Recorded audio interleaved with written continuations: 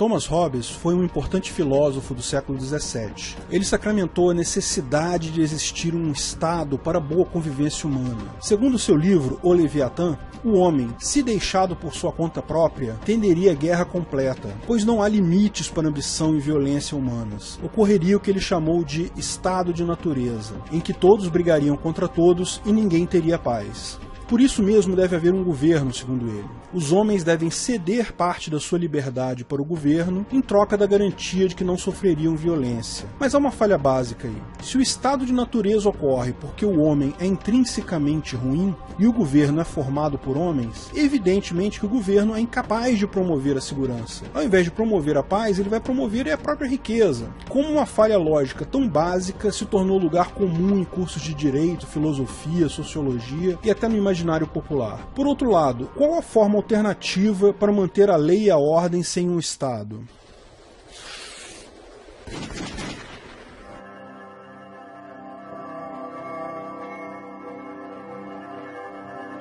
O que é uma sociedade de leis privadas?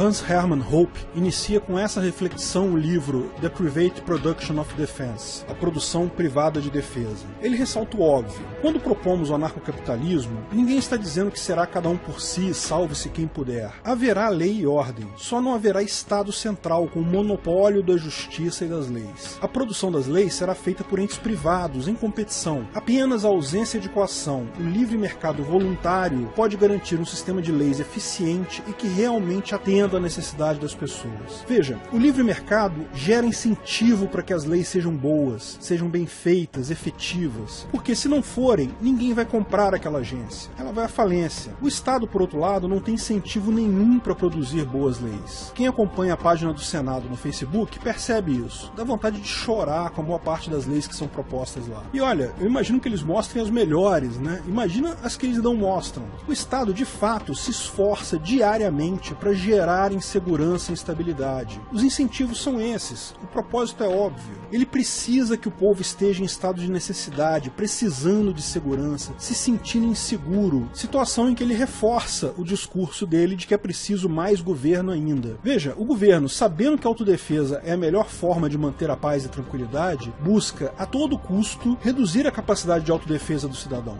justamente para reafirmar o quanto esse é vulnerável e se apresentar como solução. O governo espera que ocorram mais crimes, que mais pessoas morram, porque isso justifica a própria existência do Estado e ainda gera uma desculpa para ele cobrar mais impostos. Além disso, um crime tem um custo relativamente baixo para o Estado. Não há um contrato de segurança entre o Estado e os cidadãos. O Estado diz que vai prestar segurança, mas não diz como, não se compromete a nada, não tem nenhum padrão ou limite mensurável. Veja, qualquer contrato que preveja um serviço, se o contratado não prestou o serviço, você tem direito de ressarcimento, indenização. Sofreu um crime, o Estado deveria não te cobrar mais impostos e cobrir os prejuízos do seu crime. Mas não é isso que vai acontecer. O Estado vai cobrar os seus impostos independente de qualquer coisa, com o uso de violência se necessário, chamando até você de criminoso, de sonegador. O Estado é notoriamente ineficiente porque os agentes não recebem conforme a sua produtividade. Por que você vai trabalhar se você é pago do mesmo jeito se você não fizer nada? Na verdade, o incentivo funciona ao contrário. Os policiais têm interesse em manter uma taxa de crimes alta porque isso justifica pedidos de aumento de orçamento. O governo não vai alocar mais recursos em um batalhão que tem baixa criminalidade. Ele vai direcionar o recurso para batalhão com alta criminalidade. É melhor para o policial manter uma taxa de crimes alta na sua região para justificar na hora de disputar o orçamento. Outro ponto, vítimas de crimes não são indenizadas pelo Estado. De fato, o governo insulta as vítimas, as forçando a pagar pela prisão dos criminosos, via impostos. A polícia não tem interesse em esclarecer crimes e recuperar bens roubados justamente porque não é obrigada a indenizar. Não tem responsabilidade absolutamente nenhuma. O policial prefere ficar no café multando carros estacionados ilegalmente do que enfrentar criminosos perigosos, é óbvio. Não há nenhum incentivo para efetivamente prevenir crimes ou para resolver os crimes. Na verdade, essa ideia do Estado como provedor de segurança não faz qualquer sentido. O Thomas Hobbes, vamos combinar, ele foi um mero puxa-saco do rei Charles II da Inglaterra. Deixa eu te dar uma visão desse contexto. A monarquia na Inglaterra é uma das monarquias mais antigas que existem. existem. A Rainha Elizabeth II, ela é descendente do rei Alfred, que foi o primeiro que unificou a Inglaterra lá no século X. Mas essa história é cheia de reviravoltas, briga entre irmãos, sobrinho brigando com tio, venenos, assassinatos. Metade das histórias de ficção que lemos hoje pode ser ligado a eventos entre monarcas ingleses em algum ponto aí do caminho. Mas existe um ponto que pouca gente conhece. 100 anos antes da Revolução Francesa, houve uma revolução na Inglaterra, uma guerra civil que iniciou em 1642 e terminou em 1649, com o rei Charles I condenado à morte e decapitado. A revolução contra Charles I não foi popular. Foram donos de terra e líderes de partidos que se revoltaram contra os impostos escorchantes do rei Charles I e ganharam a parada. Da mesma forma que a Revolução Francesa, 100 anos depois, essa também não deu muito certo. Assumiu um tal de Oliver Cromwell, que criou o protetorado hereditário que ele comandava. É o período chamado como Interregnum. Tanto que esse protetorado só não tinha o nome de monarquia, todo o resto era parecido. Tanto que quando ele faleceu, o filho dele, Richard Cromwell, iria assumir. Mas até o pessoal que apoiou inicialmente o Oliver Cromwell, agora queria a volta da monarquia. Dentre esse povo que queria a volta da monarquia estava o Thomas Hobbes. E Hobbes teve uma sacada. Ele entendeu por que havia revolta contra o governo. Ele percebeu que o papo que rolava até então, que o rei se justificava por ser ungido por Deus, que o rei era o representante de Deus na Terra, não estava colando mais. O Hobbes era amigo pessoal do Charles II,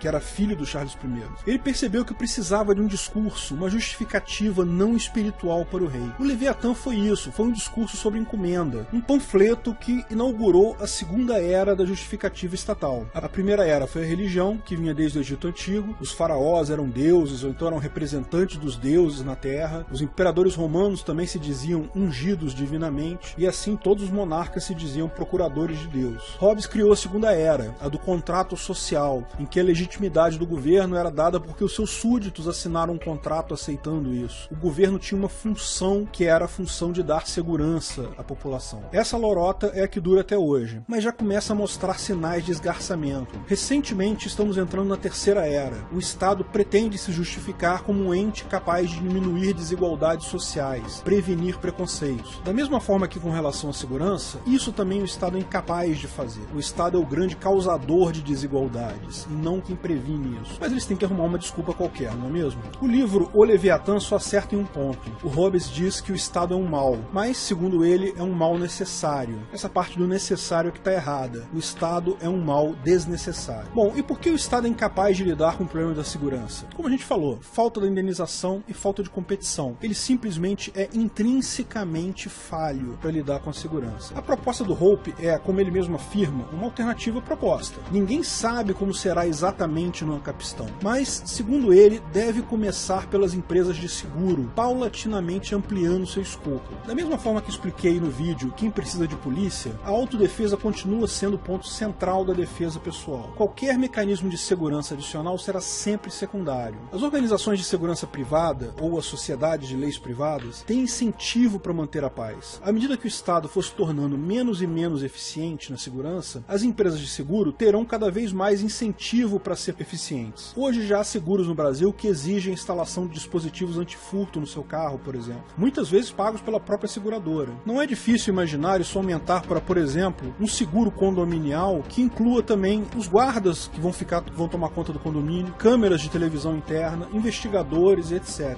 Mas a revolução real, segundo Hope, será quando as empresas definirem as suas próprias leis privadas em contrato. Esse, por sua vez, é um contrato explícito, o contrato em que você contrata aquela empresa para fazer a sua segurança. A base legal do Ancapistão será sempre ética, será o PNA. Mas se você, por exemplo, é contra o aborto, pode contratar uma empresa de segurança que prometa punir isso como um crime. Se você é a favor do direito da mulher decidir, pode optar por uma outra empresa que privilegie o direito de propriedade da mulher. Se você quer que criminosos vão para a cadeia, você pode optar por uma agência de segurança, mais cara provavelmente, que tenha isso nas suas leis. Se você aceita que as penas dos criminosos sejam exclusivamente financeiras, certamente haverá agências de segurança mais baratas. Cada pessoa subscreve a agência de segurança do seu interesse. Judeus podem escolher uma agência de segurança kosher, por exemplo. Católicos podem querer uma agência de segurança com a lei canônica. Muçulmanos não querem tanto a Sharia, não tem nada que impeça haver uma agência de segurança que aplique a Sharia. Uma vez escolhida a sua agência de segurança, você assina um contrato formal se responsabilizando pelos crimes descritos na lei daquela agência. E como essas agências disputam o mesmo território, não há monopólio, o mercado garante que não haverá nenhuma que seria irrazoável ou absurda. E lógico, você pode boicotar pessoas conforme conforme a agência. O cara subscreve uma agência que não tem leis, você pode optar por não fazer negócio com ele. Você pode criar uma loja que só vende para pessoas da agência XYZ. Esse é o direito. O mercado vai regular automaticamente o que são boas leis e o que não são boas leis. As ruins vão à falência rápido e as boas vão crescer. E você deve estar se perguntando, se as agências funcionam na mesma área, se a minha agência é contra o aborto, mas a agência da minha namorada permite o aborto, ela engravida e aborta, como fica? Bom, é simples, você aciona a sua agência, reportando o crime, a sua agência vai concordar, né? A lei dela define isso como um crime, e vai entrar em contato com a agência da sua namorada, buscando a punição dela. Vamos dar um passo atrás. Se, ao invés do aborto, sua namorada tivesse roubado a sua televisão, algo que é crime em ambas as agências. Se for algo que ambas as agências consideram como crime, a coisa será resolvida mais facilmente. Ainda será necessário um devido processo legal, um juiz para julgar as evidências, mas a lei está posta, a lei é definida. Caso as agências discordem sobre qual lei aplicar, evidentemente há um conflito aí. No caso do aborto e no caso de outros crimes que as agências não concordem sobre qual lei aplicar, é evidente que há um conflito que não pode ser resolvido pelas agências apenas. É necessário um tribunal privado, um árbitro externo. Mas como o tribunal vai decidir com duas leis distintas? Olha, isso é a coisa mais comum do mundo, mais normal do mundo. Ele vai usar o PNA e a jurisprudência do próprio tribunal. Mesmo hoje em dia, em direito internacional, o tempo todo, juízes tomam decisões considerando leis múltiplas. As agências buscam um tribunal privado para apresentar suas acusações e defesas. O contrato com sua agência certamente inclui uma cláusula que você se responsabiliza caso você cometa aquele crime. Então, se o tribunal condenar a sua namorada, ela vai sofrer as penas estipuladas por isso. E lógico, isso funcionaria também se a pessoa que roubou a sua televisão não tiver nenhuma agência. A sua agência de segurança não pode simplesmente ir lá na casa do cara com armas e retirar a sua televisão. Não funciona assim. O devido processo legal é muito importante. O PNA autoriza uma defesa contra uma ameaça ou violência presente, mas a autotutela não. Você foi roubado e tenta fazer justiça com a própria mão, tenta recuperar o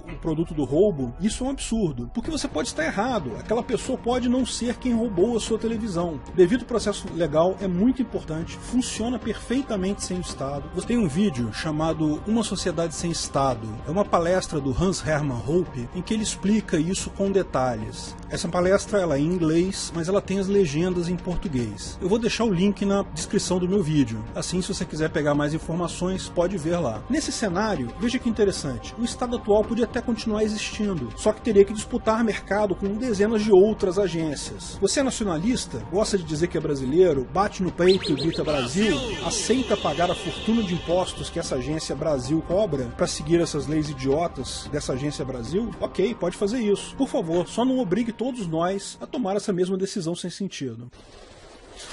Se você gostou do vídeo, não esqueça de curtir e compartilhar. Clique no logo do canal para assinar e ser avisado de novos vídeos. Quer saber mais sobre o assunto? Veja um desses vídeos que selecionamos para você. Se quiser contribuir com o canal, ajudar na divulgação do anarcocapitalismo, veja na descrição do vídeo de que formas você pode fazer isso.